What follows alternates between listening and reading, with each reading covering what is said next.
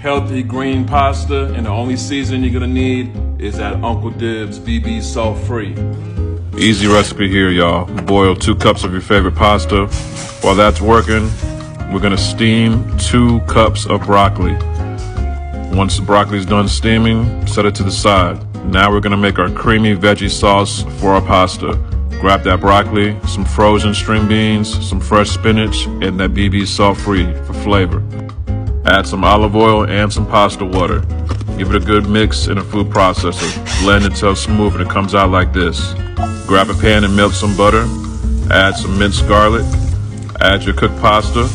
Give that a good mix and then add your creamy veggie sauce. This sauce gives you all the vitamins and nutrients you need, shawty. Throw some tomatoes in there and a little squeeze of lemon juice. Grab you a dish and you're good to go, shawty.